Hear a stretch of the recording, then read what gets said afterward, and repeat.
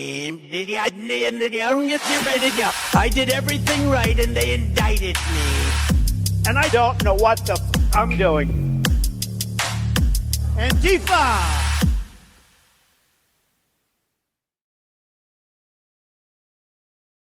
Hello, everybody, and welcome to the Katie Halper Show. We are so thrilled to be talking to you. We have a wonderful show for you today. We have 3 guests and a preview of an amazing discussion. So the preview that we'll be playing at the end of the show will be a preview of a discussion that I hosted between John Mearsheimer and Yanis Varoufakis. Very excited to be playing that for you. And the full discussion, which is at least an hour long, that will be available tonight on Patreon right after the stream. So if you're not already Patreon supporters, please become Patreon supporters at patreon.com/The Katie Halper Show. Again, that's patreon.com/The Katie Halper Show. We are also going to be speaking to Samira Mohyeddin, who is a wonderful Canadian journalist. She's been on the show before, and we'll get into this later. But basically, she was critical of a Canadian journalist, Jesse Brown. Jesse Brown was very angry that she was critical of him. He thought that I invited him to debate. It was actually a joke, but he really wanted to debate. So then I said he could come on and debate someone else, Daniel Maté. And then for reasons I'll get into later, it wasn't a good fit for my channel. So Daniel Maté released it on his channel and you can watch it there. But it did not include a rebuttal that Jesse made of Samira. Jesse then accused me of trying to bury this. We'll get into that later. Just know that we will be playing Jesse's rebuttal and we'll have Samira responding to it. Okay, but that is the third segment of the show. I'm going to talk about the rest of the show. We were going to be speaking to second on the show will be Jawad Ali. He's going to be talking to us about an attack on his family home in Palestine. He's a Palestinian American lawyer, and his family home in Palestine was attacked by settlers with fire while his family was inside the house. We will be talking about that. But before that, we're going to be talking to Oliver Larkin, who is taking on the establishment, taking on the Zionist establishment, taking on Jared Moskowitz. He is running for Congress in Florida, and he is part of this, insurgent movement that we've seen be so successful in New York, and we're going to see if it's successful in other places, including Florida. So without further ado, got to remind everyone to like the stream if you haven't already liked it. Give it a thumbs up. Subscribe if you haven't already subscribed, because that way you don't miss any of the extra streams that we do. This Friday, we will be talking to, among other people, Dennis Kucinich, none other than Dennis Kucinich, former congressman, mayor of Cleveland, and presidential nominee. He's going to be talking to us about the effort to link basically the Israeli and U.S. militaries, because why even pretend that they're separate at this point? So we are really thrilled to welcome onto the show Oliver Larkin. Welcome, Oliver. Thanks so much for having me on, Katie. Excited for the conversation. Yes, of course. So tell us, Oliver, why you are running. I mean, we're going to get into your policies, your campaign, but tell us about your story and why you decided to run for Congress. Yeah, I'm running as a first-time candidate, but someone who spent a decade in the progressive movement. Back when I was a line cook in 2015, following my college years, I was inspired by Bernie Sanders and actually quit my job as a line cook, making the federal minimum wage, and drove to New Hampshire to volunteer and got on the staff and traveled the country for the progressive movement. Was directly inspired by Bernie's call for $15 an hour when I was making $7.25 over a hot grill, when I had $750 a month in student loan payments, and he was talking about college for all. This kind of direct connection to our material conditions was exactly what inspired me to get involved with that campaign. And once that campaign was over, I went to unionize my workplace with the News Guild Communication Workers of America, standing up for my coworkers and myself, our dignity, our rights on the job, our at-will employment, making sure that we had protection so that our bosses could not just unilaterally lay us off, as I was laid off, brought back, and then was asked to join an organizing committee. And I think that's really central and was in line with many of my comrades on the Sanders campaign, establishing the Campaign Workers Guild that has organized unions with the DNC, the DCCC, Bernie 2020, Biden-Harris 2024, really returning the Democratic Party to its working class labor roots, despite the efforts of the corporate wing of the establishment. I think it's so central to the crisis that we see, the identity crisis in the Democratic Party today, that they talk a big game about good paying union jobs, and yet they treat their own people as expendable, while we see the same failed consultants that lost the election to Donald Trump, arguing for why democratic socialists like myself have no place in this party. And what we're up against in this district against Jared Moskowitz is someone who, in the weeks following the 2024 election, he was the first Democrat to join the Doge caucus. He was the only Florida Democrat to vote for the Laken-Riley Act, the pro-ICE legislation, after Donald Trump promised mass detentions and deportations on the 2024 campaign trail, and someone who was appointed twice by Ron DeSantis and is now campaigning openly as a DeSantis Democrat. I mean, what are we doing? So I'm rejecting all corporate PAC money and running on Medicare for all, $25 minimum wage, universal child care, and ending U.S. military support for genocide and apartheid with our unconditional support for Israel. We need to bring these taxpayer dollars home and invest in America and restore the American dream. That's what our campaign is about, and very excited by this democratic socialist movement we're building all across the country. Great. Yeah, it's very exciting to hear about. I thought we could talk about some of your most important issues, the issues that are most important to you, what you're most excited about being able to do if you were to be elected. Yeah, I think it's really central to my story as a union organizer. I was actually just over on the other side of the state this morning with SEIU 1199 workers that are currently in a bargaining session with HCA Healthcare, the largest private for-profit hospital corporation in the world. When Rick Scott was, before he was ever a politician, he was CEO of Columbia HCA when he perpetrated the largest Medicare fraud in United States history at the time in the 1990s, pled the fifth 75 times, got a $300 million stock option golden parachute that he then used to launch his political career. And when we have someone in Jared Moskowitz who is taking the corporate PAC money and trading the stocks of HCA, not standing on the side of the working class, union rights, unions for all. This is something that we're seeing with Assemblymember Claire Valdez winning her election in a landslide in New York City last week, and other union organizers. I think this is really central, again, to the identity crisis that the Democratic Party is facing. And too often the conversation begins and ends with passing the PRO Act. But we need to go further than that. We need to repeal Taft-Hartley. We need to repeal the Railway Labor Act. We need to restore public sector workers' right to strike, allowing for solidarity strikes and boycotts. This is central to our freedom of speech, our freedom of assembly, our freedom of protest. These are First Amendment rights that are under attack with the anti-labor laws that we have on the books in this country. And I think, when we had unions building the middle class in the struggle to come out of the robber barons era, and were really so central to the New Deal era of American politics, that while it excluded some people, it really built a working class democracy for more people. And that is the kind of Democratic Party that I want to go to Washington and fight for, and not just for a party, but for the people that party represents, because ultimately a political party is just a vehicle that you get in, you get out of, if it gets you to the destination that you're trying to reach. So I believe this outside pressure that the DSA is bringing to the Democratic Party it's to the good, it's to the ultimate good. And we're giving people a reason to join the Democratic Party in Florida because of this challenge, because we're in a closed primary state and we need to get people organized to affect this kind of change with unions for all and rebuilding the middle class in Washington. Great. Yeah. And we are going to actually show some of Jared Moskowitz's positions.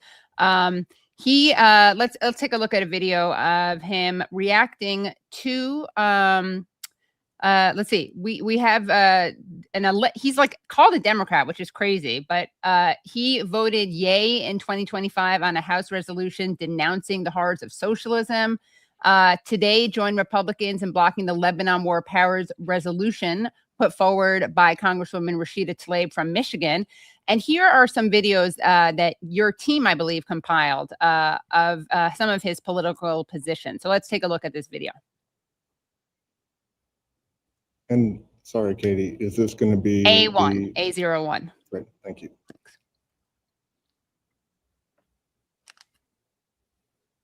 What I would like to see actually is a little tougher language coming out of the Trump administration. I'm to the right of this issue to the J.D. Vance Witkoff approach, and I agree, quite frankly, more with Senator Lindsey Graham and probably Senator Tom Cotton. Iran is the weakest they've been in a period of time. Now is not the time to appease them. Now is the time to put maximum pressure on them and make sure that we dismantle the nuclear program. Okay, so that's just one issue. So he is bragging about being to the right of J.D. Vance and Witkoff on Iran. Yeah, and this is someone who, as a sitting member of the House Foreign Affairs Committee, bought Lockheed Martin stock on 4 separate occasions leading up to this illegal war that Donald Trump started with Iran. And when Ro Khanna and Thomas Massie introduced their bipartisan Iran war powers resolution in Congress back in February, it was Jared Moskowitz and Josh Gottheimer and Jewish Insider that were the 2 Democrats immediately coming out opposed to this legislation.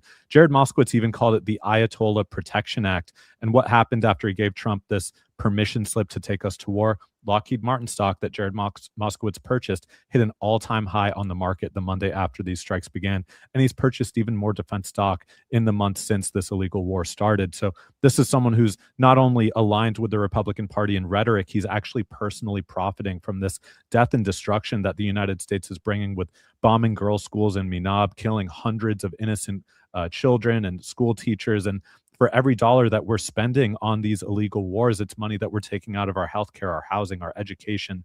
And we have members of Congress that are profiting from it. It's completely sick. It's deranged. And he has no business with a D next to his name when he's adopting these kinds of positions.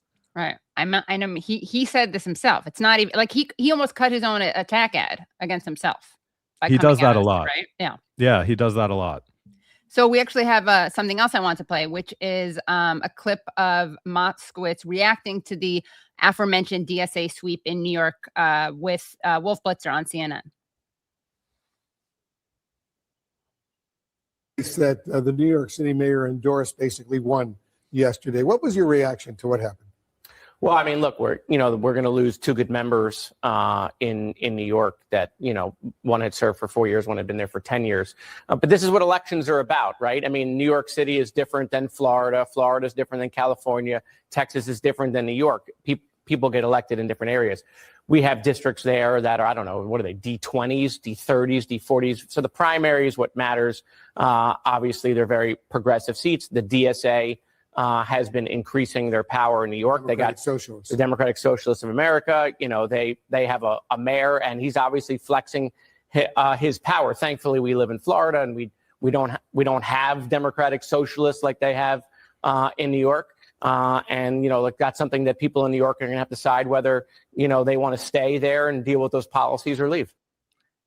Okay, so they don't have Democratic Socialists in Florida. It's not like indigenous to the climate there or something. Explain, please. I'm going to actually read a headline from the Miami Herald this morning. A Mamdani-inspired Democratic Socialist swayed Florida unions against a Democratic incumbent. That's what's in the local news today. So I think Congressman Moskowitz may be in a state of denial right now, but on the heels of these New York City wins, we've got Fox News and Newsmax saying, is Democratic Socialist Oliver Larkin going to be the next one to knock off a Democratic incumbent?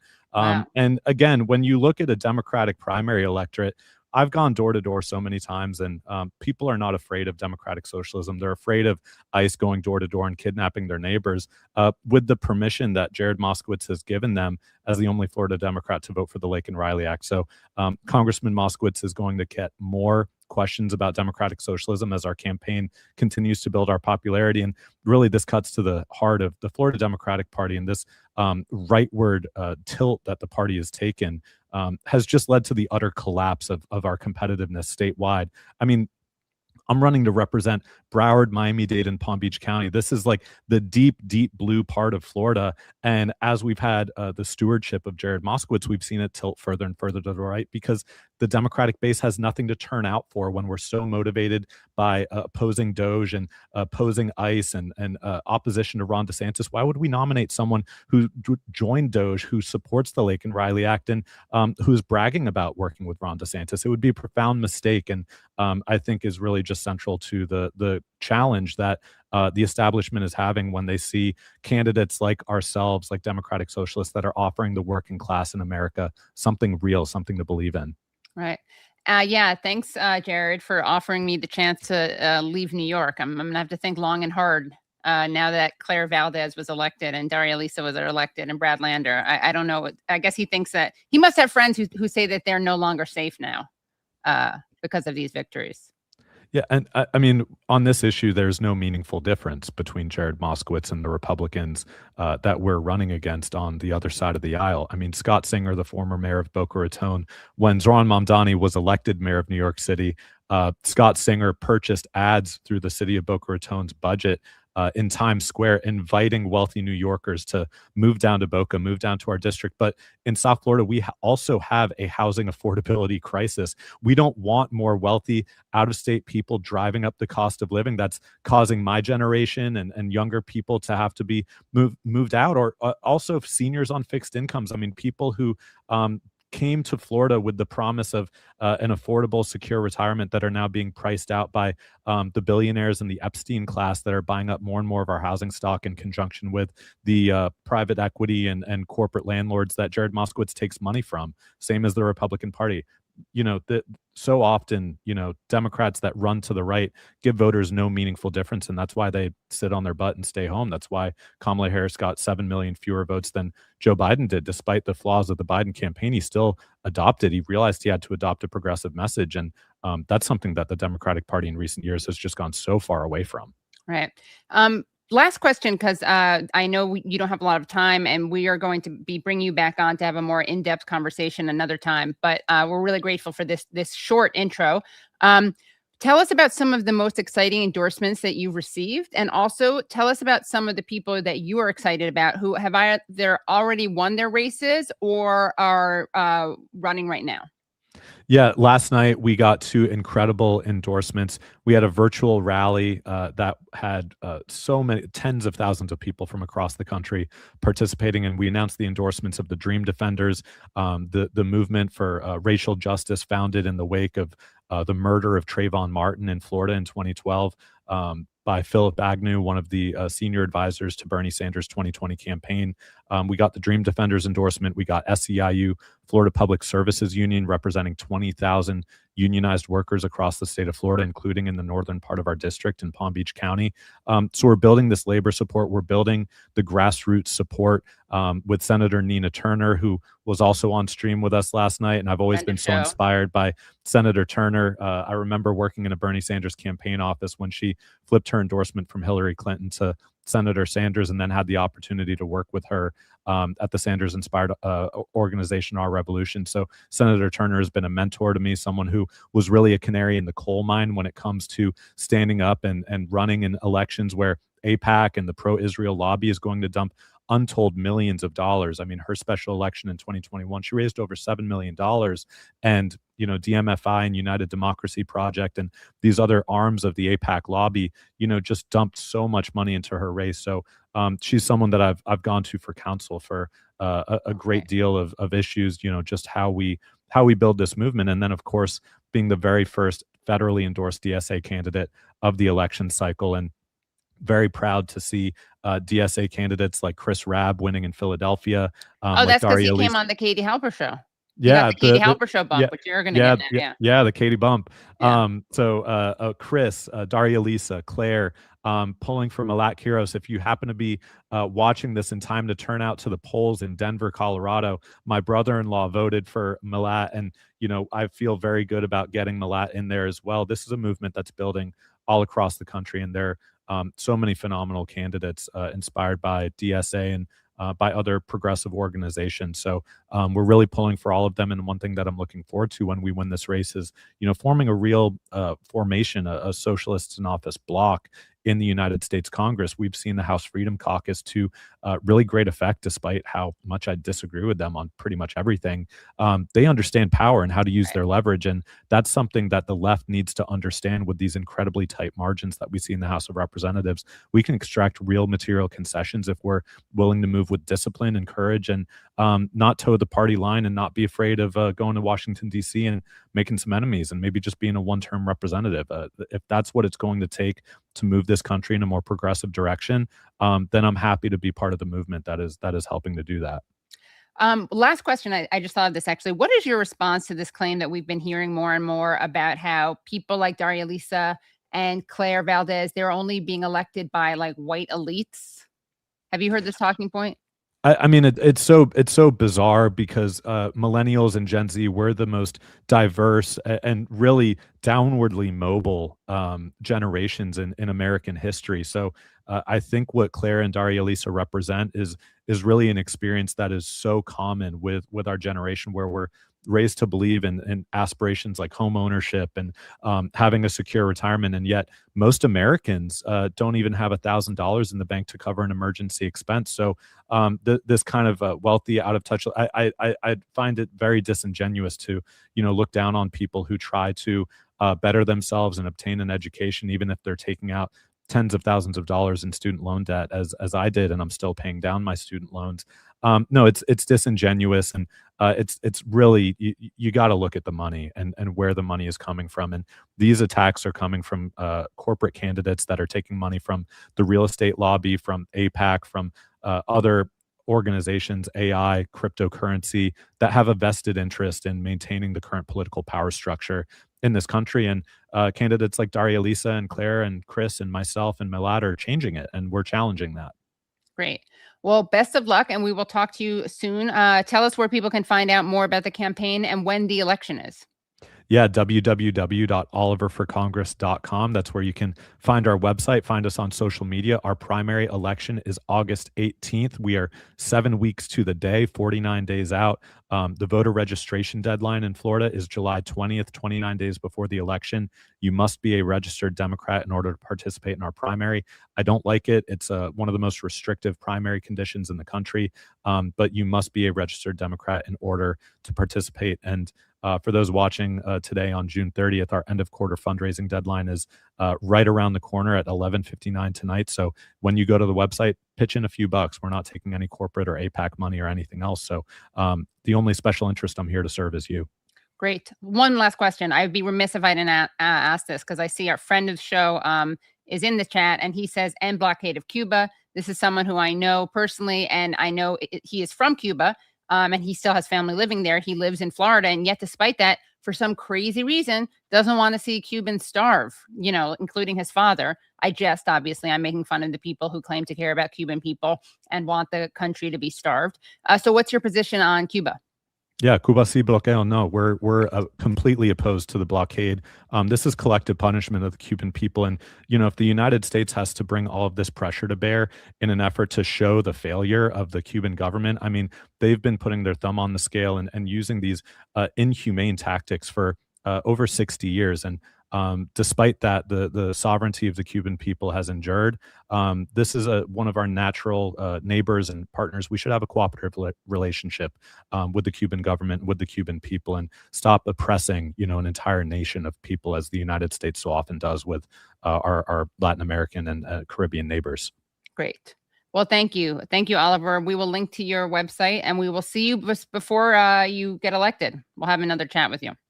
Awesome. It was great to be on, Katie. Thanks so much. Thanks so much. Have a great night. Okay, that was really great. Everyone give this a thumbs up if you haven't already. Everyone subscribe so you don't miss any of our streams. Again, we're going to be having a great one on Friday at 12 noon, and we'll be talking to Dennis Kucinich. Also, make sure that you stay throughout this whole stream. You're going to love it. We're going to do a great segment with Samira where we talk about a lot of important things, where we respond to Jesse Brown's claims about Samira, claims about anti-Zionism. And also, we're going to show you a clip, like a full clip of an interview I did with the wonderful Yanis Varoufakis and John Mearsheimer. It's a discussion about politics, about everything from Iran to China. And again, if you want to see that full discussion, it will be available to Patreon subscribers at patreon.com/The Katie Halper Show. Once again, that is patreon.com/The Katie Halper Show. Now, if you can't afford $5 a month, which is only 25 cents a day, Monday through Friday, but you still want to make the show happen, because we really could not do the show without your support, you can do that by becoming Patreon supporters for $1 a month. So that's $12 a year. Okay, we are going to bring on our next guest, and I'm very honored to be speaking to our next guest. He's going to be talking to us about something extremely important, and it's also something that we have covered before on the show. We've had other Palestinian Americans whose family homes have been attacked, whose relatives have been attacked and even killed. So we are excited and also, honored to speak to Jawad Ali, who is a Palestinian American attorney whose family home was attacked by a violent Israeli mob while there were a family inside the house. So welcome, Jawad. Thank you, Katie. Thank you for having me on your show. Of course. So I want to start out by saying, of course, so sorry about what happened. I mean, words kind of fail. It feels a little silly to even say that about something so serious. But before we get into the story of what happened to your family and to your family's home, tell us a little bit about your story, your family's trajectory, where they're from, etc. Sure. We are a third generation American family. My father and my mom immigrated here in the 1950s and lived the American dream, worked hard, and tried to bring us up and arm us with education, which was the only thing they could do for us.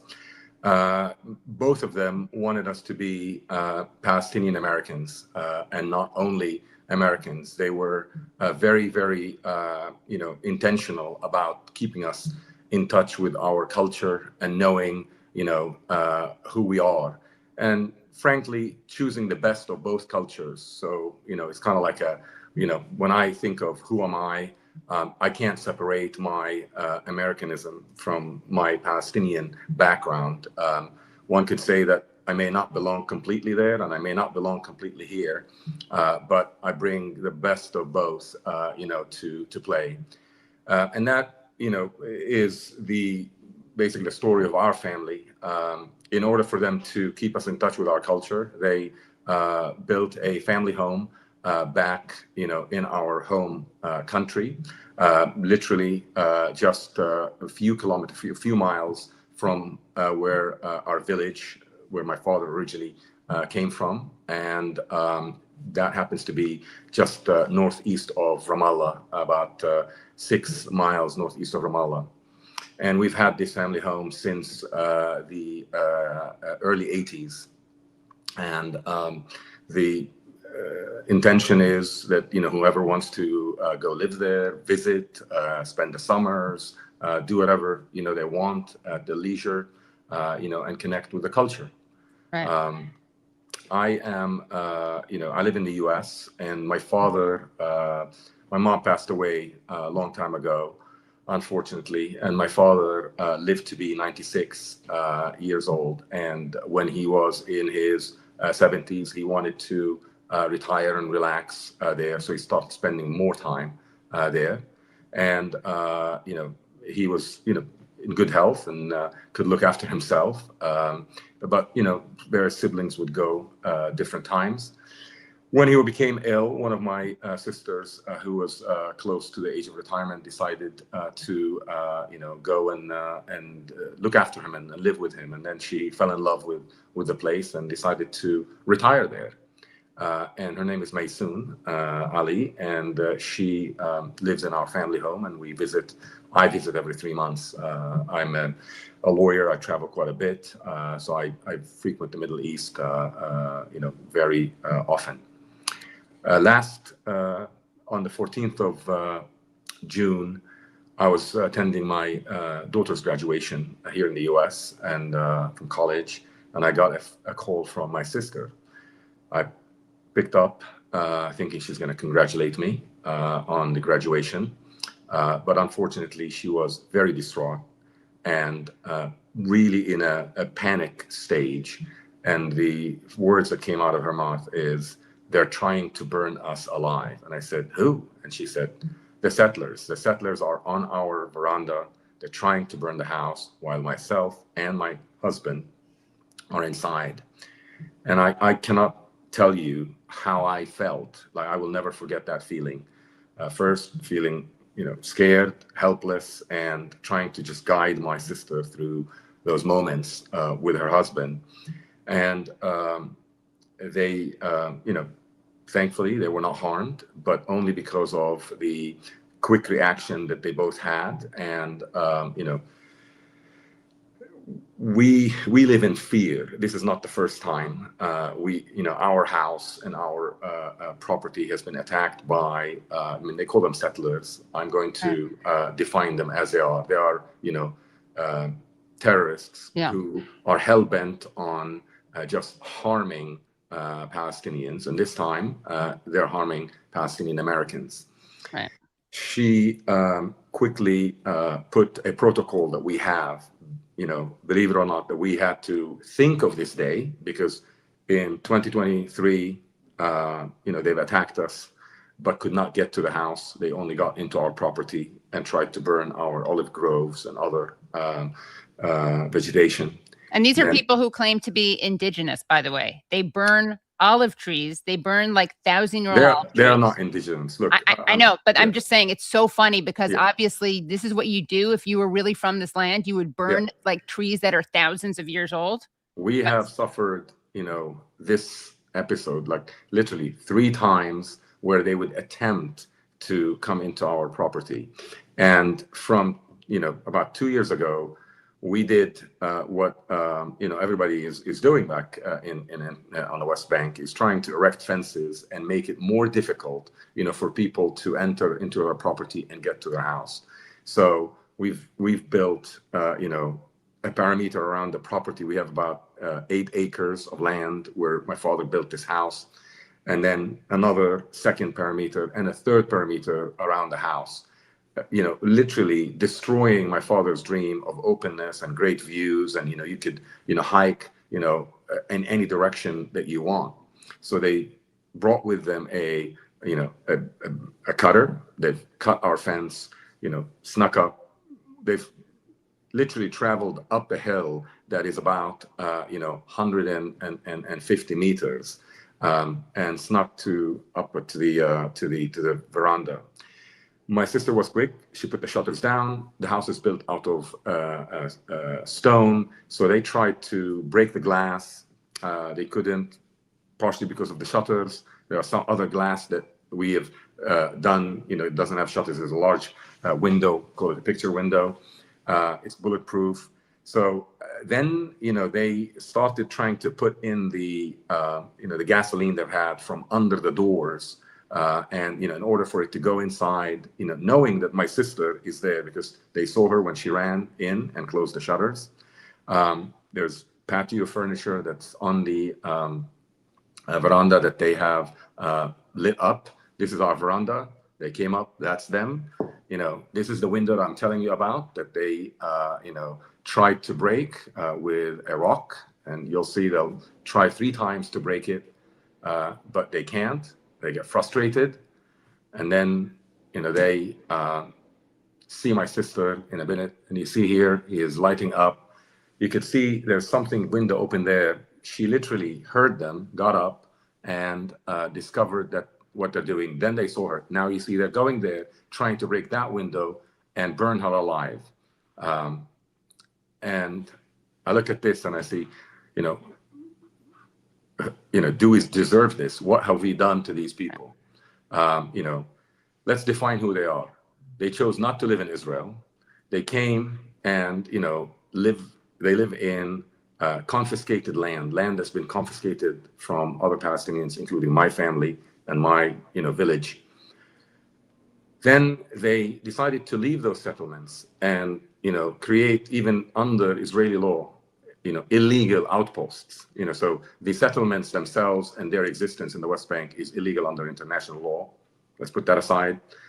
These guys came out. They call themselves the Hilltop Youth, and they planted themselves, on hilltops in between Palestinian villages, and their job on a daily basis is to intimidate, bully, harass, and on occasions actually attack, destroy property, and now they're emboldened because of the support they're getting from this right-wing government, this Israeli right-wing government, and the Israeli army. Because, by the way, in the picture here you have 4, but when they descended on our village, there were about 50 plus, and they separated in different directions. And the Israeli army was on the main road, literally watching what they're doing.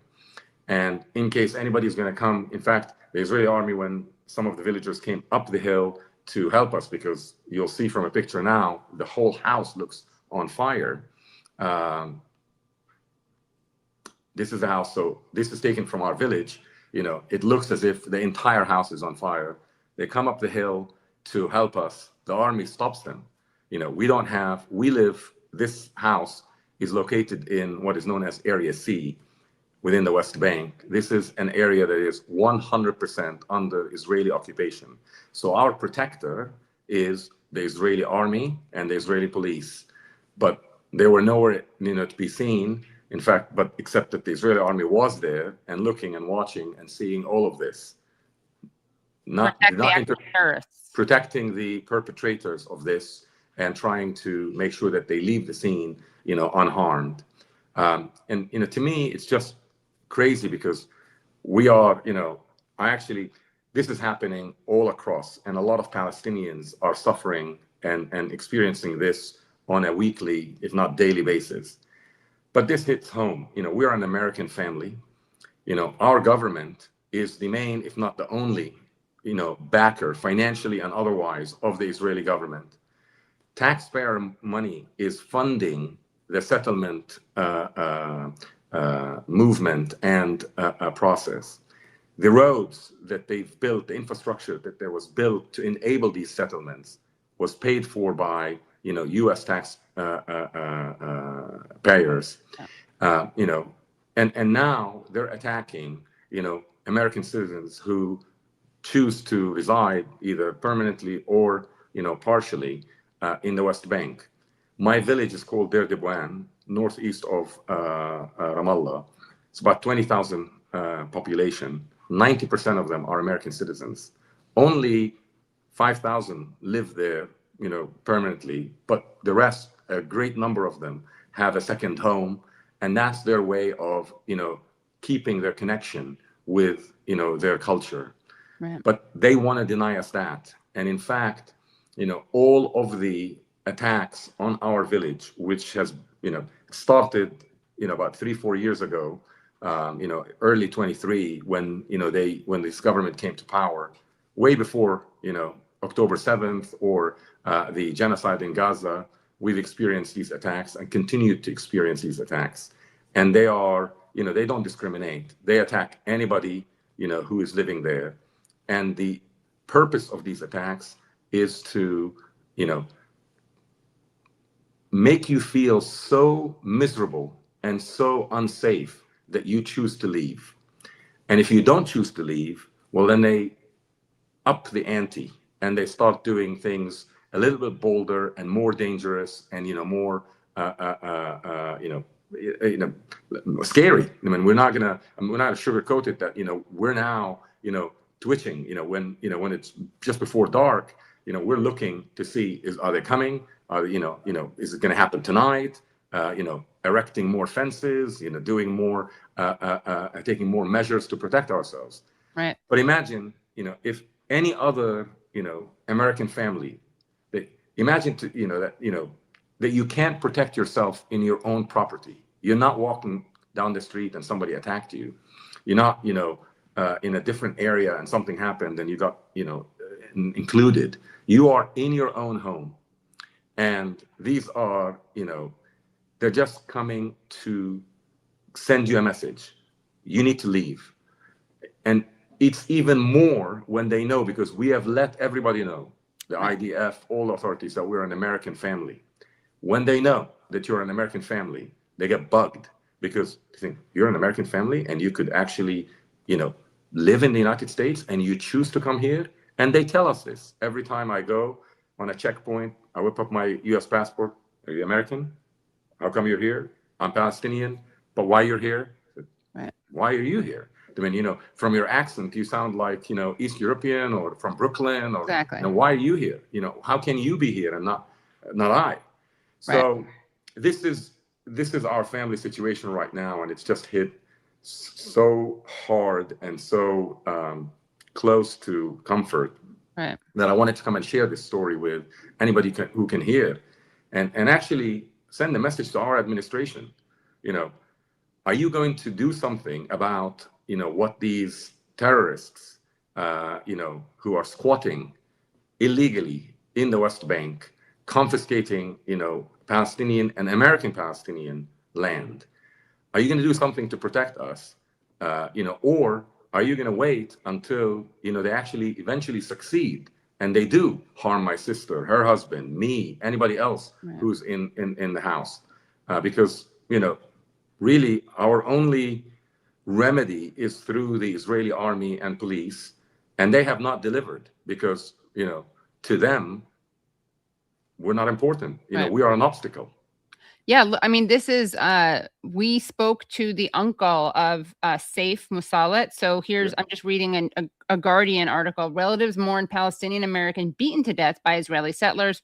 He made everyone feel loved. Saif Mussallet, 20, was an ice cream shop owner in Florida and a beloved member of a tight-knit family with deep ties to the U.S. and Palestine. He was killed. Nothing happened to the people who killed him. In addition to that, his cousin, Mohammed, was kidnapped. And Mohammed was kidnapped and finally released, thanks in large part to the activism of his family. Things like what you're doing right now, speaking out about this and trying to get attention to it. But he didn't know until he came out, that his cousin had been killed, for instance. And this is what they do to the story. Yeah. And this is what they do to Palestinian Americans. So, like, forget it if you don't have the luxury of having U.S. citizenship, which doesn't protect you. But there's certainly, you have no protection whatsoever if you are not a U.S. citizen. And if you just have the misfortune of, committing the crime of having been born in Palestine. So, well, to be honest with you, that was the case, in the past. My experience the past 3-4 years, it doesn't make any difference if you are an American. They, for some reason, the memo has been withdrawn from the desk of whomever is in charge of, protecting us on the West Bank. And they told them, okay, include the Palestinian Americans. There's, again, I'm not advocating, look, every Palestinian deserves, the right to be safe, to have dignity, and to be free like any other human being, but we're talking now about, with full knowledge, they know that this town is, an American citizen population, the largest in the West Bank. They know that our family is American, and that doesn't change the needle, not one bit. Yeah. Well, and I want to ask you, does the law that you practice have anything to do with human rights or any of these issues? I'm actually, I have nothing to do with human rights. I'm a regular, corporate finance and investment lawyer. I do transactional work. I'm not involved in politics. I'm not involved. The only thing that I do know for a fact is this occupation, is brutal. And, if people are wondering, people, when they talk about, the Palestinian-Israeli conflict, they use the words like complicated, it's not easy, there's no hope. There is hope, and it's not complicated. This is a project of land theft, nothing more. Israel exists, and, over 78% of historical Palestine, we're in the 22% that they have now, since Oslo, have taken about 60% of that. And they don't want to leave us alone to live there. Now, there is hope for the future if, the world rejects, Israel's occupation and tells them enough is enough. You have, 3.5 million Palestinians in the West Bank. You have 2.2 million in Gaza. You have 2 million within Israel.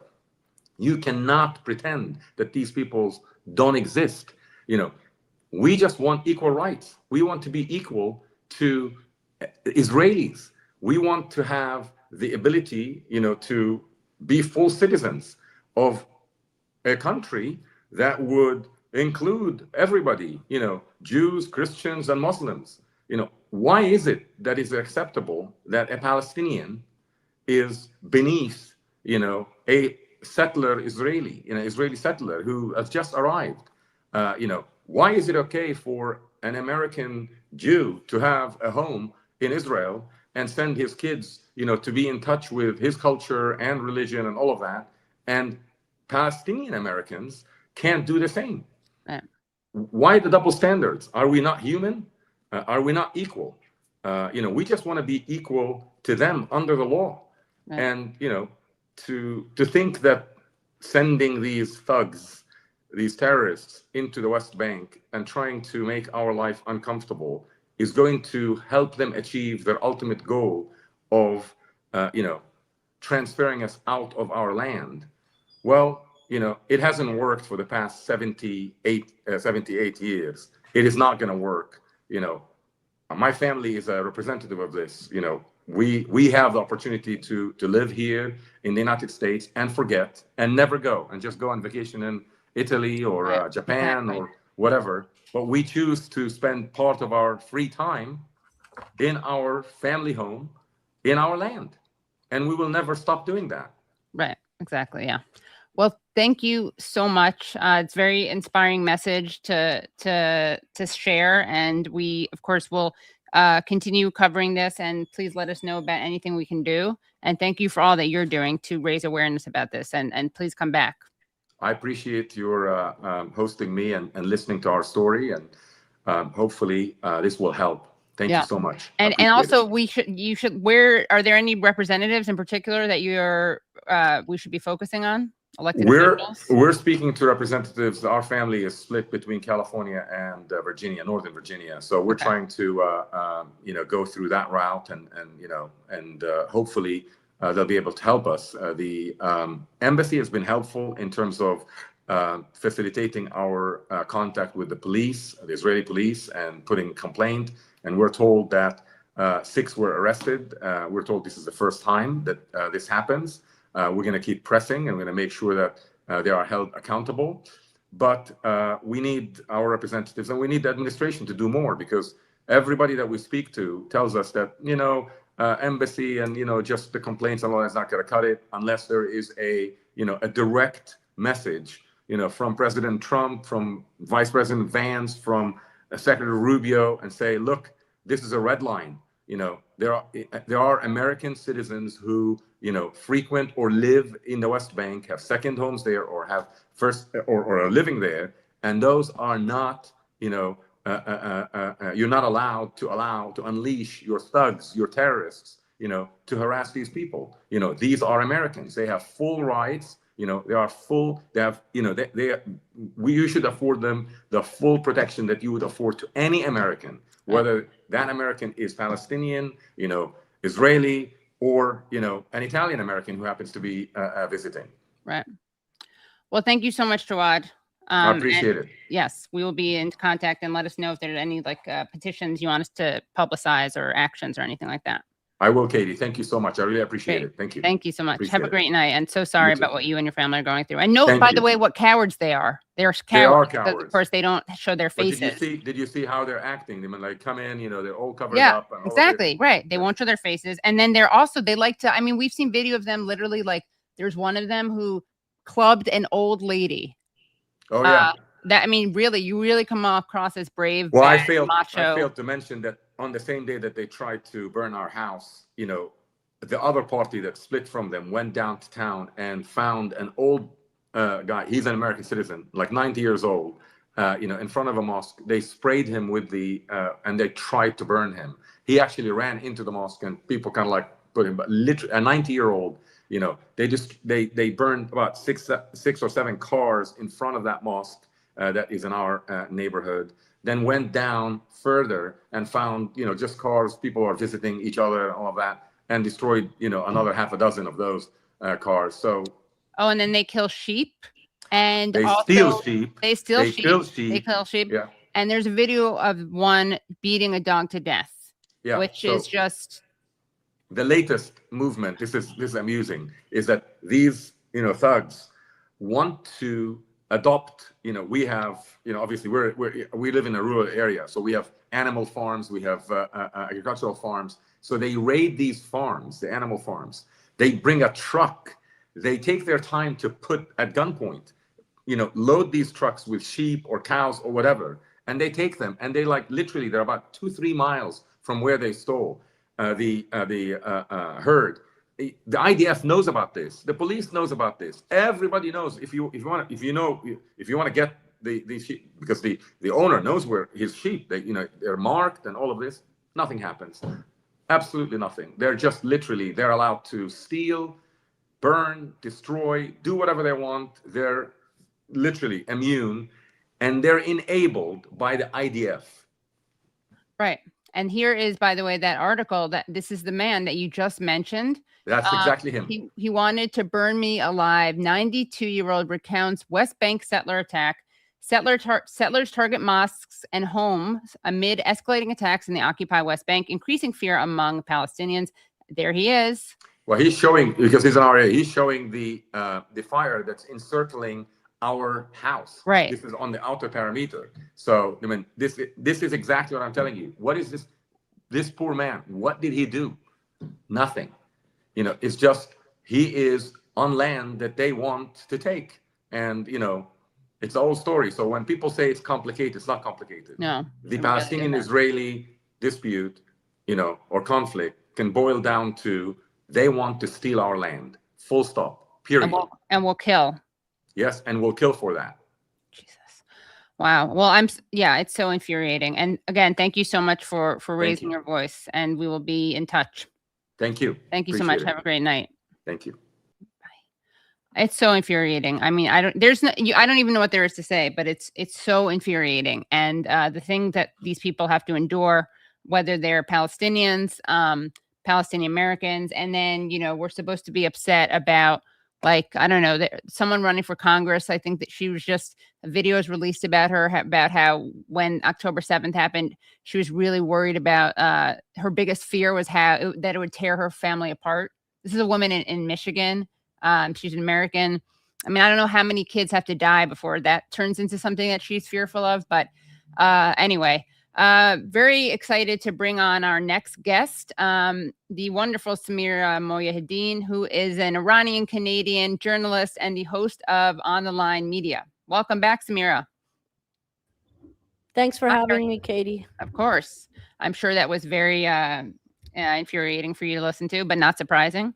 I just got back from Winnipeg covering the Nakba exhibit that opened there. This is the first national museum in North America to have a Palestinian presence to cover the Nakba. And just listening to Jawad talk, the title of the exhibit is Nakba Past and Present, and it's ongoing. It's not something that just happened in 1948. It continues. Right. Yeah, it does. So there's so much to talk about with you. We're going to talk about some accusations against you, which I'm very excited to talk about with you. But we're going to save that for the end, because that's like the popcorn. And actually it deals with very important issues, but let's talk about the stuff that's not as personal first. So, although these things are very personal, because of course you're Iranian yourself. What are your thoughts on the latest developments around Iran, whether that's like in war news, in diplomacy news, or in football or soccer news? Sometimes it's all linked together. Right. Iran was just, they didn't make it to the round of 32, although I believe they should have. We were totally robbed in 3 separate instances. And basically, to me, those players were treated like prisoners, taken off a bus, on a bus, made to leave right after the game. They weren't even allowed to stay there. They would have to go back to Tijuana. Right. And one of the most egregious things that happened, and I don't know if you remember this. So one of the players, Mohammad Mohebi, when he scored, did this like shooting thing, and everybody was up in arms about this, like all of this sort of corporate media saying, crap like the Daily Mail, and people in the Iranian diaspora who tie these players to the government in Iran, saying, oh my God, he was shooting at the crowd. IRGC is as IRGC does.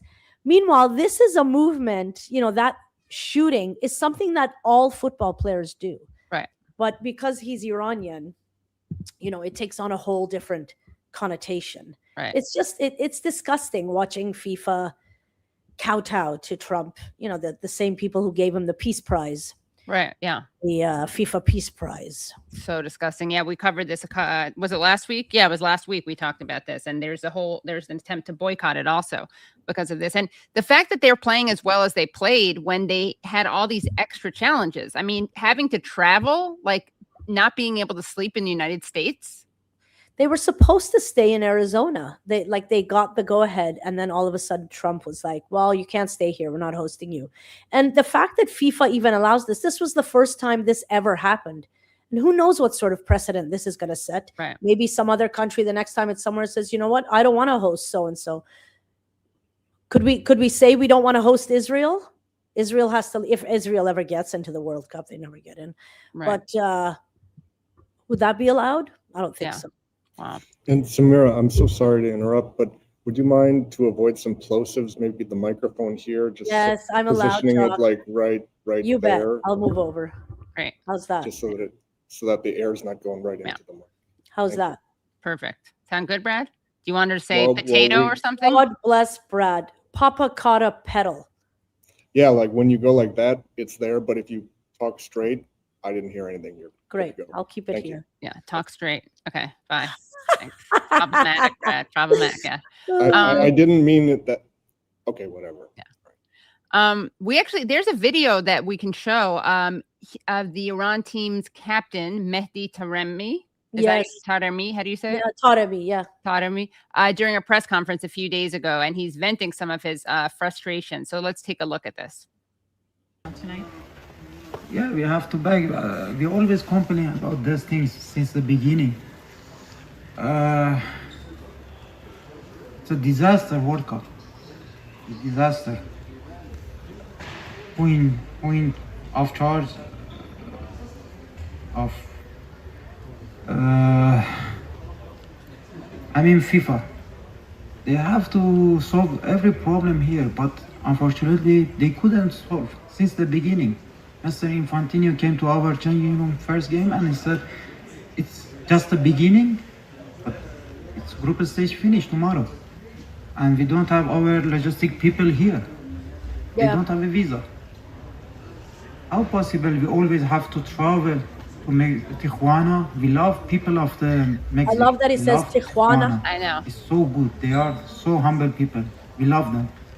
But as a professional players, professional competition, it's not right. Yeah? It's about our opinion, because now we have traveled again going to Tijuana again.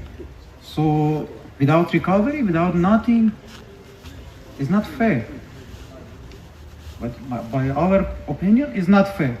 If is it fair? I also love that he's so polite. He's like, we love Mexico. We're not complaining about having to go to Tijuana. And he says Tijuana. Tijuana. Yeah. Yeah. You know, he can't speak English very well, but he says Tijuana. Yeah. Taremi and all the other players, I mean, this idea that they are tied to the government or referring to them in this way is I just think it's brutal, you know. Yeah.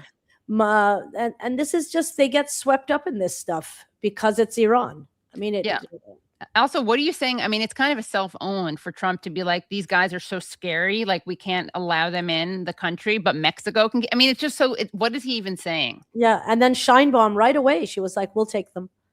Yeah, of course. Yeah, she's great. So Samira, tell us more about this exhibit that you attended, which is so relevant. And the exhibit is so important, but it's almost just as noteworthy is the fact that it's been so controversial. I mean, the Canadian Museum for Human Rights, as it's called, as you said, they opened this Nakba exhibit up. Tell us the backstory about this, and then tell us about the exhibit, because you actually were able to attend it earlier, right? Yeah. Then it was officially opened. So tell us about how this came about. Tell us about what you saw when you were there. So I'll give you a background to the museum itself. So. Right. This is a museum that was born out of an idea that Izzy Asper had. Izzy Asper is a very well-known Canadian Zionist. The Asper family owns a lot of newspapers, media company, and they are the ones who built this museum. And there is a permanent Holocaust exhibit on the 4th floor. It takes up the entire floor. And in 2014, it was built, the museum. And this museum has not been without controversy before. I mean, it's built on unceded territory, indigenous lands. The museum was taking water from Shoal Lake, a place where indigenous people don't have clean drinking water. Wow. So there was a lot of stuff going on, and then there was a lot of controversies during the Black Lives Matter movement.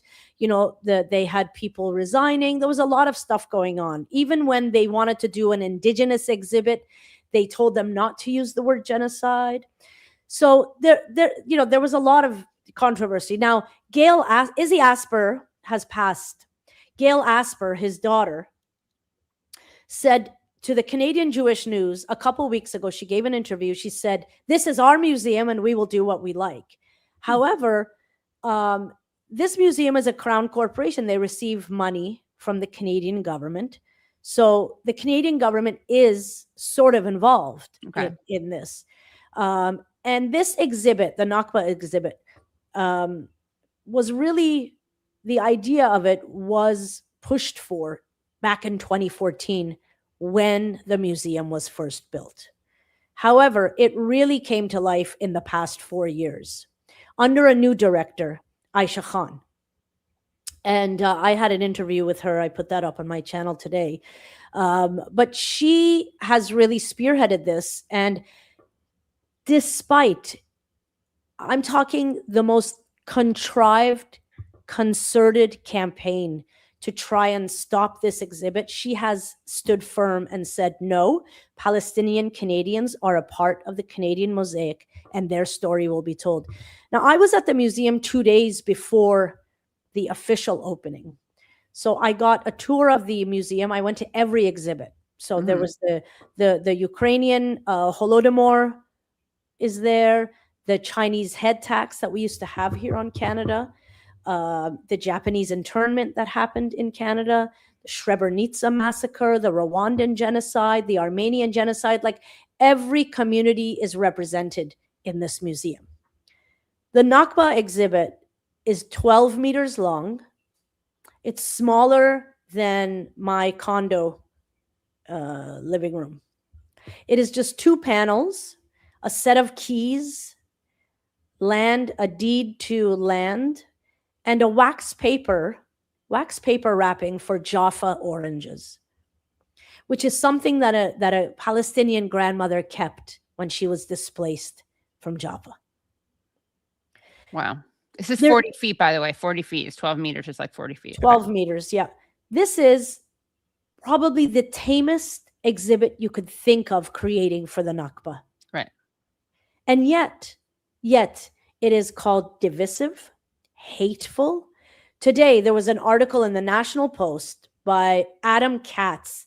This is a third-year undergrad student getting an article in a major paper saying that this exhibit is Jew hate. That's the word he used, Jew hate. So don't listen to Palestinians. Listen to third-year undergrad student Adam Katz about what this exhibit is. And there were people actually protesting outside of this exhibit on the day that it opened. And we actually have video of you interacting with some of these protesters, right? Yeah, because I wanted to know what is going on in their heads. You know what? Because they are actually saying that this is about Jewish erasure. I mean, if they wanted Jews to be included in it, I don't think it would be a good look for them to show. But why not? Sure, show the Jewish participation in the Nakba. I mean, they could screen the what is it? Tantura. They could screen Tantura, where all these soldiers admit that that they killed and raped people. Maybe they'd feel less erased. I remember the flamethrower too. The guy saying we used the flamethrower. Yeah, exactly. Yeah. And these are like the words of the people who did it. That's listen to Jewish voices, right? That's what they want. They want inclusion. Yeah, I think they should do that. They should literally just project those voices. But let's take a look at some of your interactions. Information to creating yourself as an educated person. So as a high school teacher. So you're a high school teacher. I have a master's in modern Middle Eastern history, and you're putting this in quotations. No. What do you teach? You don't identify yourself. What do you teach? What do you teach? In high school. What do you teach in high school? I don't teach in high school. Well, you I just do. told me you're a teacher. Human rights. You teach high school human rights? Yes. Wait, stop this. The for a fact that you're Context standing of here the denying. So I have Brad, to I tell- guess she's gonna go, Samira. Like, I guess go like this whenever you want to pause it because we can't control it. Yeah. I have to tell you that this guy, he told me he's a human rights teacher. I found him. So crazy. He's a teacher at Sturgeon Collegiate, and he teaches auto mechanics. So close. I mean, I myself, So haven't you close. gotten confused? You're like, I have to go bring like, my car into the carburetor? Human Rights clinic. I mean, yeah, to get it fixed. Yeah. Carburetor, Article 5. Yeah. But yeah, go ahead. Wow. You can play I the do rest not of think he expected that to happen, that you would find out that he was actually not a human rights teacher, but not even a history teacher, not like a government teacher, not anything remotely. Auto but- mechanic. Oh, wow. Okay, great. Okay, let's keep going. School. Well, You I just do. told me you're a teacher. Human rights. You teach high school human rights? Yes. The So in fact that you're context to standing the here Rwanda- denying the human rights of Absolutely not. Palestinians? No. What's the context? The context is that there is a balance and there is a story and there is a side. Balance. Yes. If I came to you and said the Germans should have a role in how the Holocaust is memorialized, what would you say? I would. Because these are people. So what? This man, I think, is Israeli, right? Yes, he is. Yeah, Okay. he moved to Canada in 1987. Okay. And so he's saying that the Jewish community should have been consulted. Like, is there a particular organization he wanted to So be this is consulted? so this is the thing. The independent Jewish voices and other groups were consulted. They were And independent Jewish voices is kind of like our Jewish voice for peace. Yes. Okay. Exactly. They were consulted, and other groups were also consulted. He is saying that this is what the context that they want, that they say is missing, that this happened during a war, that the Arabs attacked Israel. That's what they're saying. And Okay. because of that, there was a Nakba. Now, obviously, none of these people have any historical understanding. The Nakba did not happen on one day. Right. That was the culmination of it. The planning for the Nakba, as you and I both know, happened long before 1948. There were more than 200 terrorist activities happening, bombs blown up, bridges blown up, British soldiers hanged, all of this happening prior to the Nakba. And villages and wells were poisoned. I mean, Plan Dalit was before the actual date of the Nakba. The Deir Yassin massacre happened before May 15th. Right. All of this stuff. But none of these people know that. They just know. And it's, you know what, Katie? I have a background in genocide studies. So there is nothing different here than the things that the Turks say. And right now, if a lot of people may not know this, but in Rwanda, the Herero, and this is the rest of the clip, you'll see, the Herero also say, before we massacred the Tutsis, they massacred us. Right. So it's the classic both sides. Yeah. Right? Denial. Yeah. Like, would we ever say to the Germans, hey guys, what did the Jews do to you Right, to make before. you do this Yeah. to them? Let's put that in the museum. Right. Yeah. Yeah. Good question. Okay, so let's be Graggle. I'm taking my car in to get the tires rotated and present some prima facie evidence. Nice. All right, let's go back to the video. There's a balanced story for everything. So now, as a journalist, yes, you said you're a journalist. Now you said you're an academic. So which I'm hat are you both. wearing? You can't be both. I can wear. Oh, I didn't know this, by the way. Breaking news. So this guy is a human rights expert, auto mechanics expert, and like a career coach or something. Apparently you can't be an academic and a journalist. I mean, there are journalists who are literally professors of journalism, but you can also be professors of other things and a journalist. So just so he knows. Okay. All hats. Okay. Of course So I this can. is why I of course I we can. dismiss You all can't. yours. You can't take my hat. He literally says this is why we dismiss. This is why I dismiss you. Right. Because he said like that, right? Like you were an He said you're an acad. Yeah. You're an educated person. Right. Because you have a master's, right? Yeah. In modern Middle Eastern history. Yeah. Okay. So you have a master's in Middle Eastern history, and you are also a journalist, and you used to work at the CBC. Like, so it's not really up for debate. Okay. Hat off. Well, Why are you trying to do so, that? in the context of the Rwanda massacre, do you know what happened prior to the Rwanda massacre? Of course I do. Yeah. Sorry. I'm sure you're going to get really embarrassed, right, Samira? Like, you don't know what you're talking about. This guy's going to lecture you, This right? was his big gotcha moment. Yeah, Right. he had a couple. What happened? In 1990, there were messages by the leader of the Hutus that the Tutsis are cockroach, that the Tutsis are vermin. And then we had the president's helicopter shot down. Side massacre prior to that? The other side of the Rwandan message. This is amazing. What do you know about the Belgian? I know that the Belgians colonized it. I know the Belgians told the Tutsis that they're more European and that they should have more rights. Do you like the Rhodes Scholar? He's like, next talking point. Okay, this is my favorite, actually, out of all of them. I think is my favorite one. Okay. The money that gives every year. What, Rhodes Scholar? Yeah, what about it? Do you know what the Rhodes? Of course I do. Would you like it? Would I like a Rhodes Scholarship? Yes. Sure, why not? After what Cecil Rhodes did in Central Africa, you would accept the Rhodes Scholar? This is such a beautiful inversion of why you're actually here and what you're doing. This is why you're phoning. And you see, I can go on with you. You're talking to me about Cecil B. Rhodes? Because you teach human rights in high school? I do. You do? I do. I feel very sorry for your students. And I feel sorry for you. Good. First of all, I mean, I do feel sorry for students because now they're all going to know that their teacher is like a liar who cosplays as the human rights teacher. Their auto mechanics teacher. Yes. Wait, but that, like, honestly, it is so pathetic that he thought, like, it was really satisfying because you know so much more than he does. Now, I should also say that you don't have to have an academic background or be a journalist to see that it is more than acceptable and consistent with human rights values and a commitment to human rights to have an exhibit about the Nakba. But it just happens to be extra satisfying that he keeps trying to like talk down to you and you hand him his ass and he's left with, would you accept a Rhodes Scholarship? Yes. What about Cecil B. Rhodes? Like that was his big, you know, the feather, like that was his. He saved his coup. Yeah.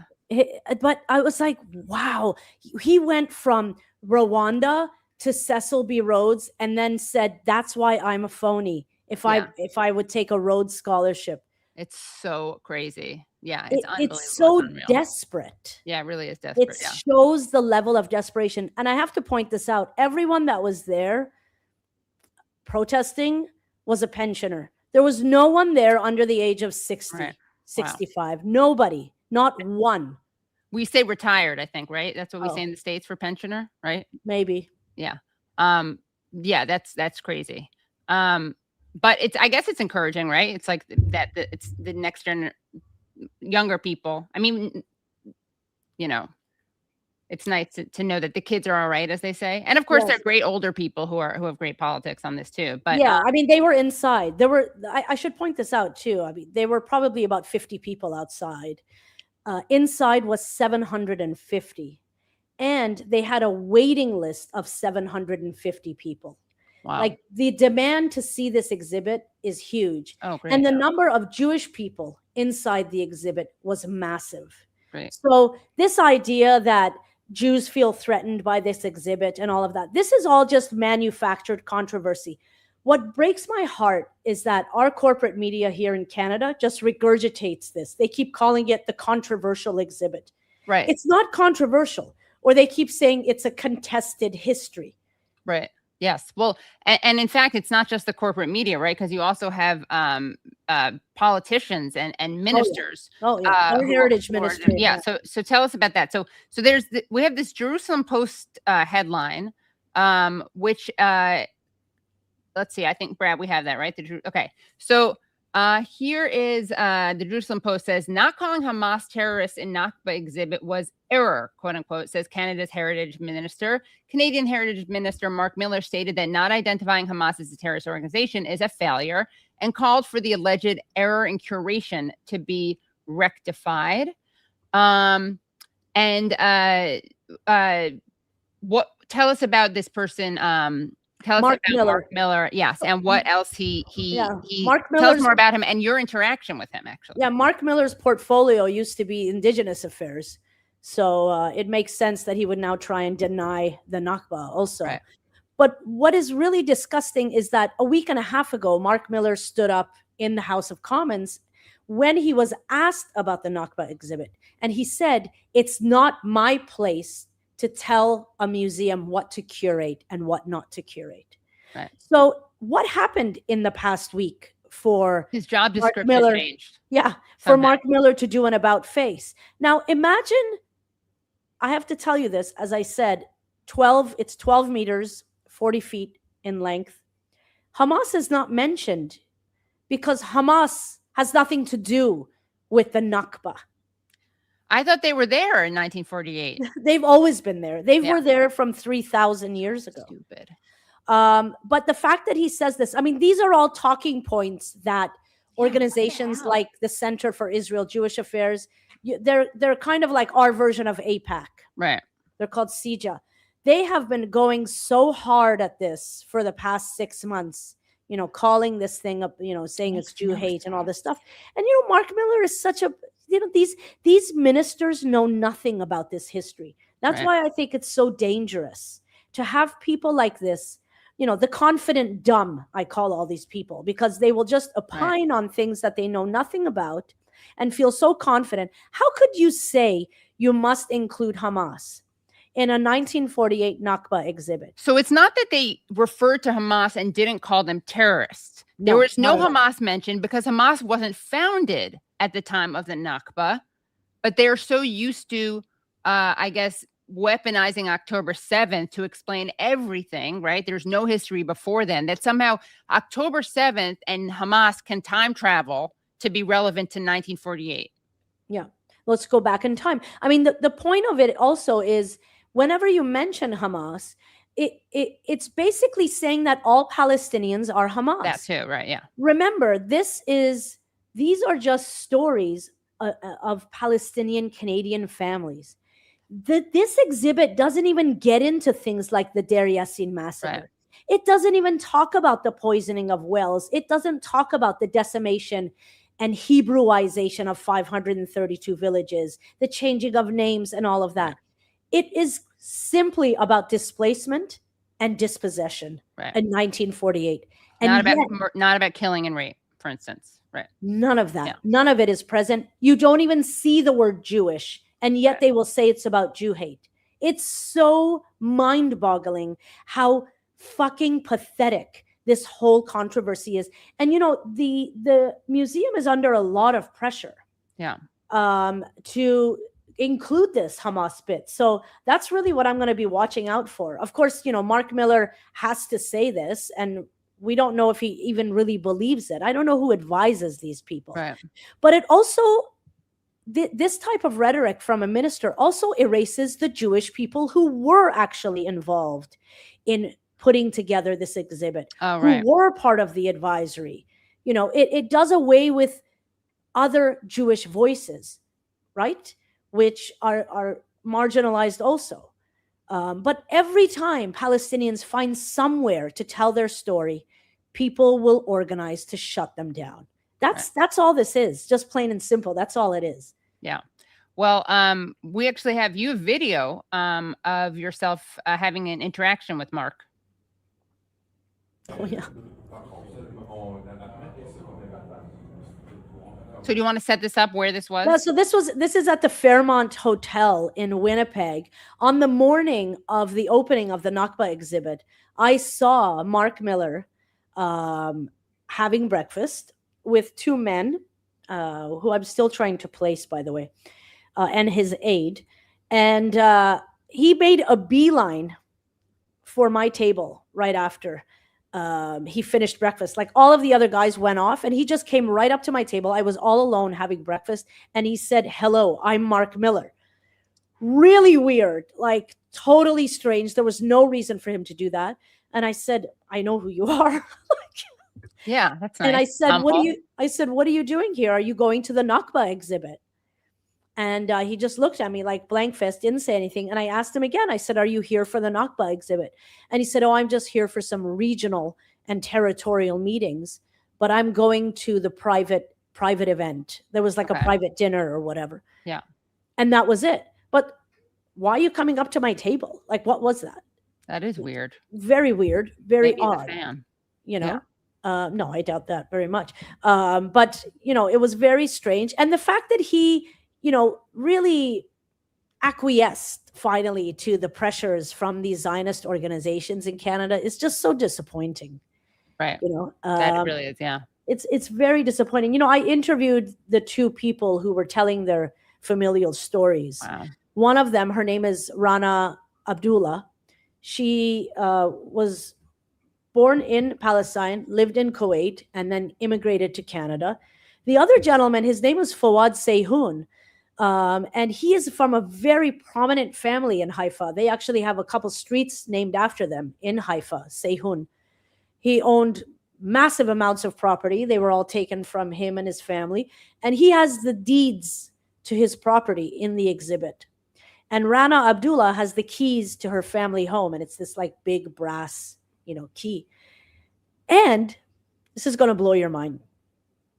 As I'm talking to Rana Abdullah after I interviewed her, she just in passing says to me, the Mossad assassinated my uncle in 1972. And I was like, what? And she named him Mahmoud Hamshari. And I was like, what? And she said, look him up. So when I got home, I looked up Mahmoud Hamshari. And sure enough, the Mossad assassinated him in Paris in 1972. And how did they do it, Katie? You're not going to believe this. How? They did it by a Mossad agent pretending to be an Italian journalist asked Mahmoud Hamshari for an interview over the phone. When Mahmoud picked up his phone, a bomb went off. Wow. 1972. Mahmoud Hamshari was the spokesperson for the PLO. It's terrorism. It's terrorism. Yeah. But the fact that this Canadian woman, of course, right. we don't know her. The world doesn't know her. Incredible, though, yeah. But look at this story that she has, that she carries around in her heart of her uncle being assassinated by the Mossad. Of course, there was no accountability for anybody, they just kill him, whatever. And she's getting flack because she put a set of keys in a little exhibit in the corner of a museum. We actually have, Brad, I just sent you a video of Samira. And also, I think Nate just sent you an article. Did you want to show the video of the interaction that? Oh, yeah. Okay. We'll do the Mark one. Then we're going to do the video that I just sent you, which is Samira at the exhibit. But first, I think Nate just sent you. Did you get this from Nate? Nate, did you send it to Brad about Mahmoud? Oh, Mahmoud Hamshari, yeah. This is Ron Abdullah's uncle, right?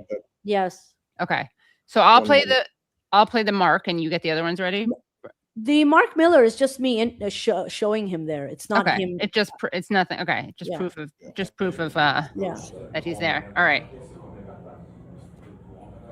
There's our Marc Miller. There's our Marc Miller, beloved Mark, who came so close to taking the right position. So close.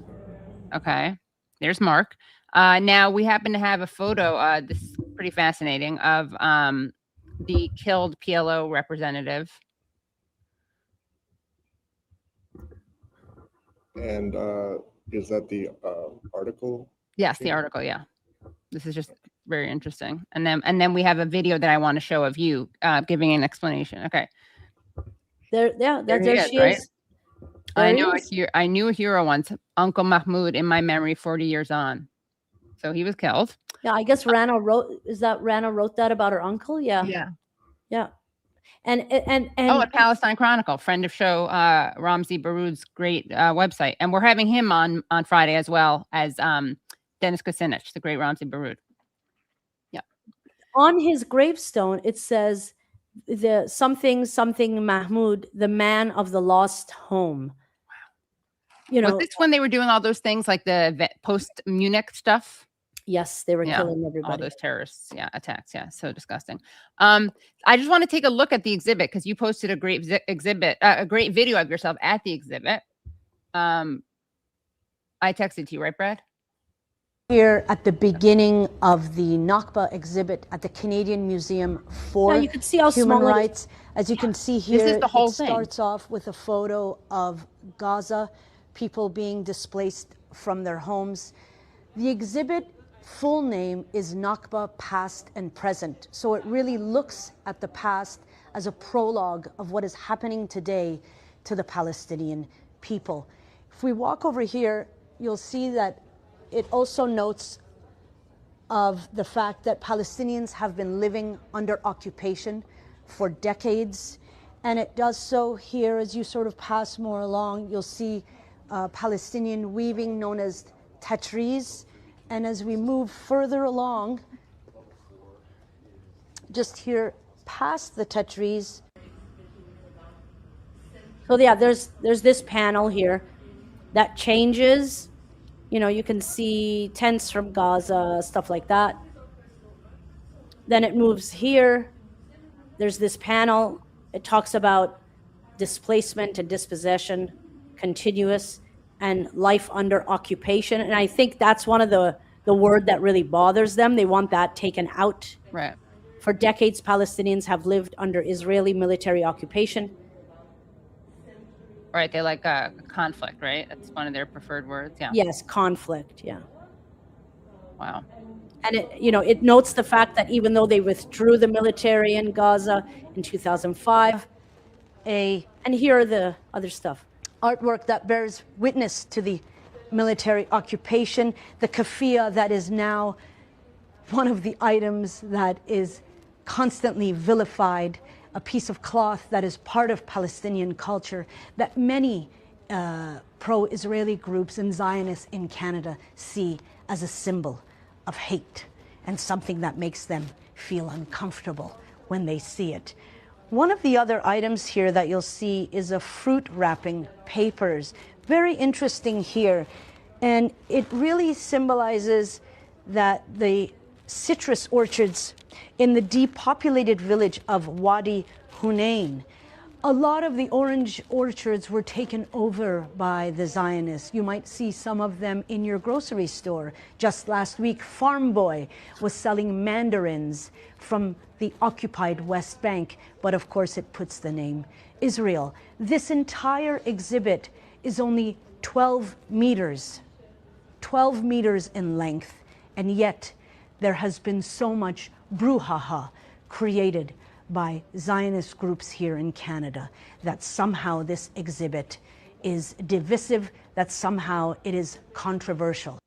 All the Jew hate in there, right? I mean, if you don't see it, it's there. If I have to explain to you where it is, it means you don't get it. I mean, what on earth is the Jew hate there? Like, what is it? And in fact, every time someone says something like that, they're perpetuating Jew hate because they're making it seem like it's inherently anti-Semitic to highlight the Nakba, which suggests that all Jews were involved in the Nakba and we all are on the side of Israel. Yeah. Right. Well, that's what they repeat, right? Yeah. It's the percentage. They say that. So even though independent Jewish voices, UJPO, which is the United Jewish People's Order here in Canada, they just celebrated their 100th anniversary. Right. It's called the Winchevsky.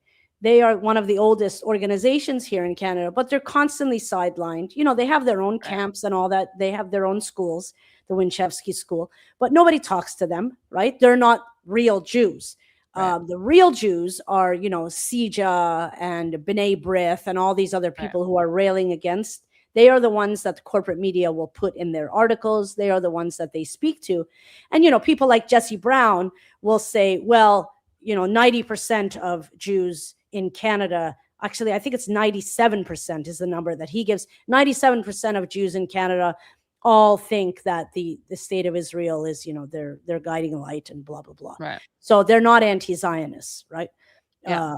And that's the unfortunate thing is that, as you said, I mean, this is what perpetuates anti-Semitism. Yeah. Yeah.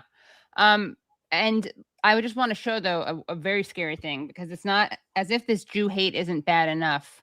Sija is warning us that ahead of the opening of the controversial Nakba, they put in quotes, exhibit, we're concerned by reports that the Canadian Museum for Human Rights plans to develop and distribute educational materials related to the controversial exhibit, which can have real serious which can have serious real-world consequences. Materials that are one-sided and driven by a political agenda can contribute to discrimination, bullying, and even assault targeting Jewish students. The federal government must hold the CMHR's leadership accountable for this egregious mishandling. And they've released, and luckily they have an action hub. This is such a great look, guys. Yeah. I mean, it's unbelievable. So you mentioned Jesse Brown. Is there anything you want to say, by the way, about honest reporting? Oh, honest reporting. Some we- very yeah. good news about honest reporting, who I think is also in the United States, if I'm not mistaken. Yeah, yeah. And they basically are like a censorship org that pretends to be they're a an watchdog. Israeli media mouthpiece, but pretends to be a media watchdog for fairness and balance. Right. Last October, I noticed something very strange in their emails, that there was this sister group that they had created called Honest Reporting Charitable Organization, which didn't exist before. Now I realized why, and that's because the Canada Revenue Agency has pushed and moved to revoke their charitable status here in Canada, saying that nothing they do is actually charitable. Right. And they wanted to fine them $360,000 something dollars, but they did away with that. Now, Honest Reporting is trying to fight that revocation in court. This is the same Honest Reporting that last year I outed their assistant director was charged with 17 counts of mischief because he was spray painting 17 times in a Toronto neighborhood. Fuck Gaza. I was the first person to put this out, and then all of the corporate media here followed suit. Toronto Star and the others. It was actually in the Times of Israel too. They covered it, that the assistant director was charged with 17 counts of mischief. So what's scary is that Honest Reporting, even though their executive assistant was charged with 17 counts of mischief, spray painting anti-Palestinian racism all over a Toronto neighborhood, would still be invited to parliamentary committees to come and testify about the media landscape in Canada. I mean, what do these organizations have to do to be sidelined and marginalized? Yeah. What do they have to do? Or like dismissed as can like they commit murder? Right. Like, what will it take? Or can they be like Trump? Can they just walk down Fifth Avenue and shoot somebody and still be okay? I mean, that's what it feels like. There's no accountability. But just so people understand, this is an organization that speaks out against what they consider to be like anti-Semitic, hateful, incorrect, ignorant speech. And someone high up in their organization spray paints multiple times, fuck Gaza. And that doesn't have a major impact on how they are viewed. No, it has not had any impact at all on how they are viewed. They still, launch their campaigns. They are still invited to Parliament Hill in Ottawa, in our capital, to give testimony, to give deputations. It's had no impact at all. And it's pretty wild, The thing that will have impact, though, is the fact that they will have their charitable status revoked. I hope that the Canada Revenue Agency goes through this. What's really, really fucked up, Katie, is that this organization is funded by some of the largest law firms in Canada, to the tune of hundreds of thousands of dollars. Wow.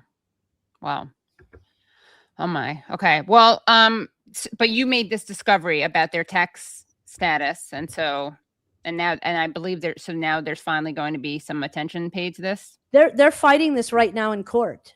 Wow. So, but the thing is, I don't think it'll make.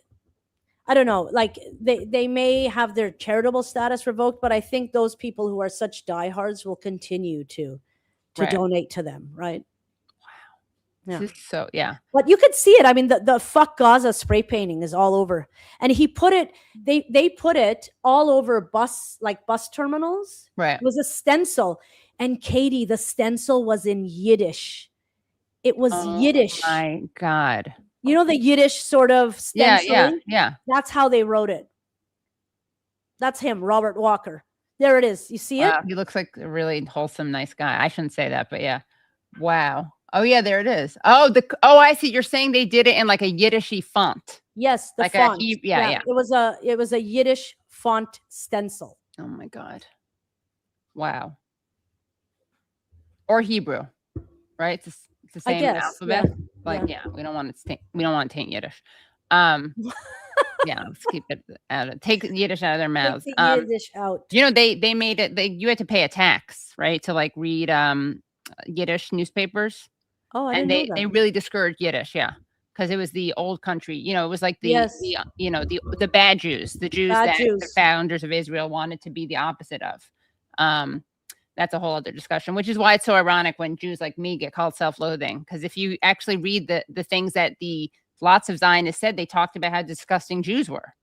I mean, it's unreal. But all right, so let's turn to this Jesse Brown thing. So Especially the survivors of the Holocaust. yeah, Just again, another conversation. right, who they call soaps. Yes. Yeah. And then you have that famous quote where Ben Gurion said if he had to choose between saving twice as many Jewish children by sending them to Britain. England and half as many by sending them to Palestine, he would choose Palestine. Yeah, that's how much the Zionists care about saving Jewish lives. Yeah. Okay, so shifting gears a little bit to Jesse Brown. You came on my show, you and Jesse were tweeting back and forth. You were very disturbed by a clip of him where he was talking on CNN. Yeah. On CNN, yeah. And in fact, we have that clip. Let's show the clip of Jesse on CNN. Then what happened is Jesse got upset by our discussion. I joked on our discussion. I said, Jesse, come on. I said something like, Jesse, come on the show. Maybe if you have a Jew who has your back, you'll feel safe, which I thought was clearly a joke because I wasn't going to have his back because I'm a Jew who disagrees with him. I then said that he could debate Daniel Maté. They did that, but it wasn't a debate. So Daniel has released it, and Jesse has accused me of like burying it and censoring my own podcast. But I gave him the file, so that doesn't really work. And Daniel also released it, so it's not buried. Now, the one thing that hasn't been released, but we're releasing it now, is his response to you. But before we do that, I think it makes sense, right, to show the clip that you were responding to in the first place. Sure. And then, okay, so here's the clip that you were responding to in the first place, Jesse on CNN. You touched on something that I think I would love for you to expand on, this idea that, you sort of feel it's particularly acute in Canada, especially. Talk to us about the dynamics at play that make Canada ripe for something like this.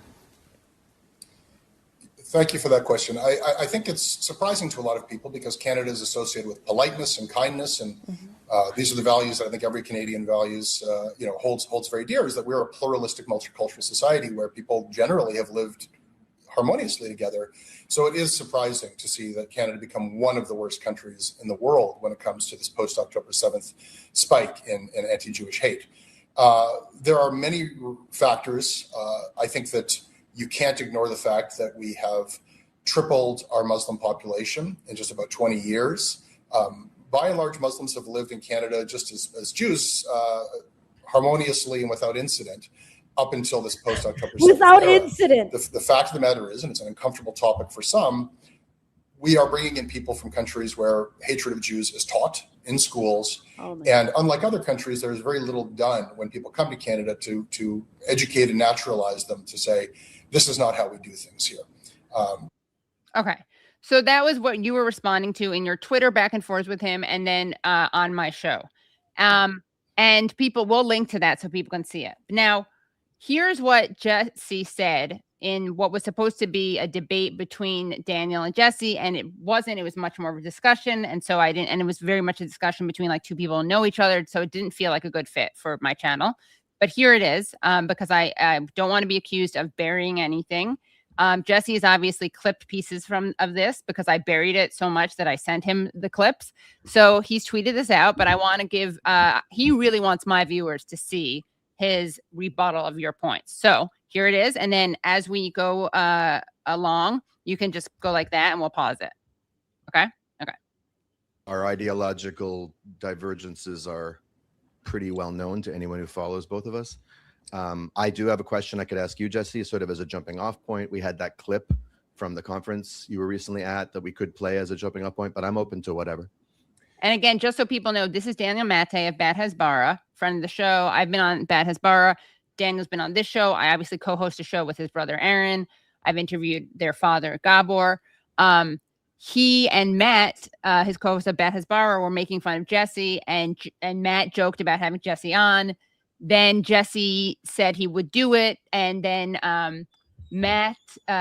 Jesse felt like Matt was implying that Jesse was too much of a coward to come on. So then he said, no, Jesse's not too much of a coward. He would totally debate me or something.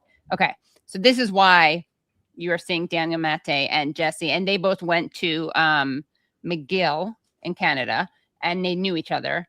And also, yeah, that's it. And people say this would have been good. Well, it's on Daniel's channel. That's great. So yeah, go see it there. Yeah, we'll link to it. Yeah. Okay.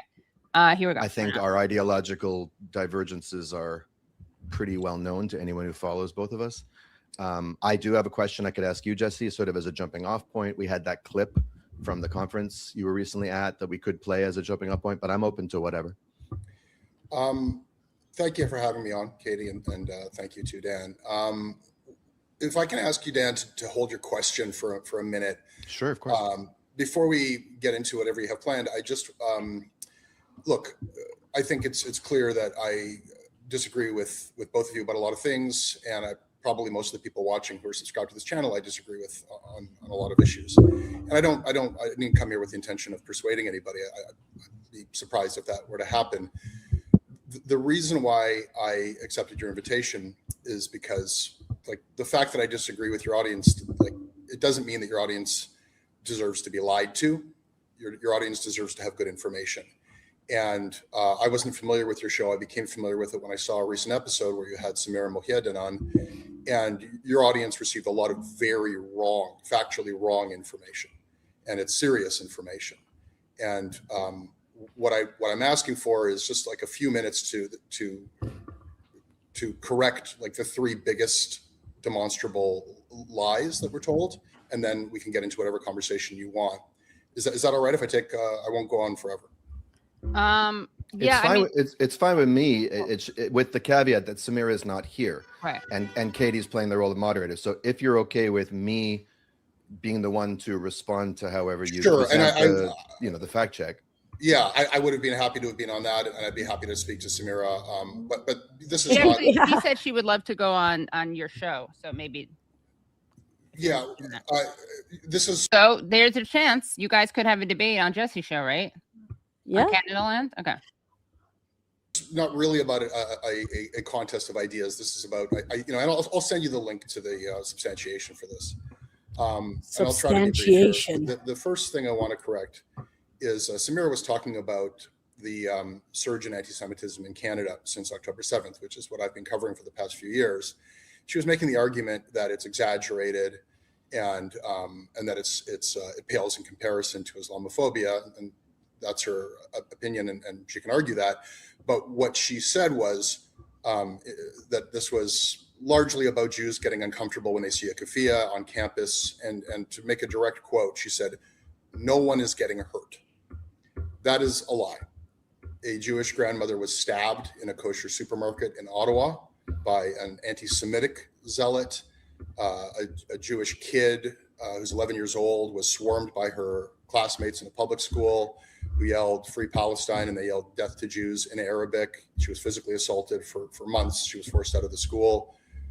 Okay, pause. Yeah. Yeah. So that thing that he pointed out to in Halifax, that girl. If you are watching now, you are so in luck because you saw this entire show live. And if you are watching this later and you want to see the full conversation that I had with Samira as well as Daniel Maté about Jesse Brown, you can again find that at patreon.com/The Katie Halper Show.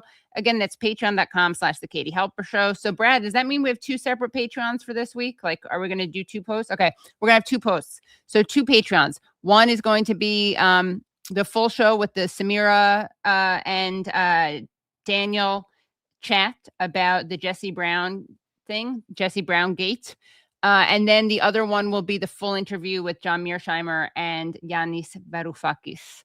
And don't forget to subscribe, to like, and become Patreon members. At the $5 a month level, you get access to extended interviews, early release, and exclusive content. That's 25 cents a day, Monday through Friday.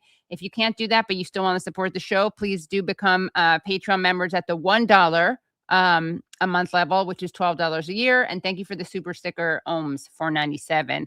Thank you, Brad. Thank you, Charlotte. Thank you, Ryan. Thank you, Nate. Thank you, Phantomus Fanta. And thank you to our guests.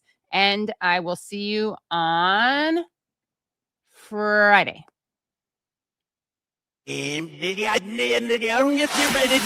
did everything right and they indicted me. And I don't know what the I'm doing. Antifa!